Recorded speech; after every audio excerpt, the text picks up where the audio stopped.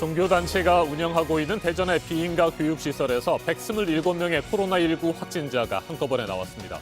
먼저 학생 2명이 확진 판정을 받았고 이어서 진행된 학생과 교직원 전체 진단검사에서 125명의 감염이 추가로 확인됐습니다. 밀집된 기숙사 생활을 하면서 방역수칙을 제대로 지키지 않았을 가능성이 높습니다. 더 큰 문제는 해당 종교단체가 운영하는 광주광역시의 또 다른 교육시설에서도 환자가 발생했다는 점입니다. 최근 조금씩 진정 기미를 보이고 있는 3차 대유행이 다시 증폭되는 도화선이 되지 않을까 우려가 커지고 있습니다. 네, 최근 일주일 동안 하루 평균 신규 확진자는 400명이 조금 안 되는데 이 대전의 집단 감염을 포함해서 오늘은 400명대 중후반의 확진자가 발표될 것으로 예상됩니다. 다음 달 2월부터는 어떤 거리 두기 단계를 적용할지 정부가 이번 주에 결정을 할 예정인데요. 이렇게 어디서 어떻게 터져나올지 모르는 집단 감염 사례들을 고려할 수밖에 없을 것으로 보입니다. 첫 소식 강버들 기자입니다. 한꺼번에 많은 확진자가 나온 대전의 IEM 국제학교입니다. IEM 선교회가 운영하는 비인가 교육시설입니다.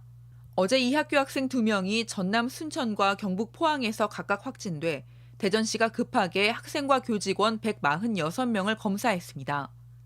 밤까지 125명이 추가로 양성 판정을 받았습니다. 밀집된 시설에서 많은 학생들이 기숙생활을 함으로써 집단 감염이 발생한 것으로 파악되고 있습니다. 포항에서 먼저 확진된 학생이 일주일 전부터 기침과 인후통 등 증상을 보였다는 역학조사 결과에 비춰 시설 안에서 유증상자 관리 등 방역수칙도 제대로 지켜지지 않았을 가능성이 큽니다. 광주광역시에서도 IEM 선교회 관련 교육시설에서 집단 감염이 발생했습니다.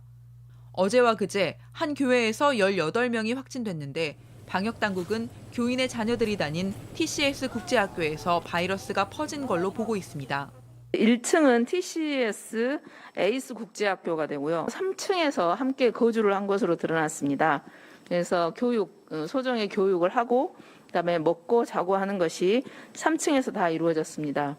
확진된 교인이 운영하는 교회 옆 어린이집 원생 115명과 직원 등이 모두 검사를 받기도 했습니다. IEM 선교회가 운영하는 기숙 형태의 교육시설이 전국 곳곳에 있어 또 다른 감염도 우려되는 상황입니다. 어제 0시부터 밤 9시까지 확진자는 415명으로 오늘은 400명 중후반대 확진자가 예상됩니다. 지난 한 주 하루 평균 신규 확진자는 392.6명, 이 중 지역 발생은 365.3명으로 거리두기 2단계 범위로 줄어들었습니다. JTBC 강버들입니다.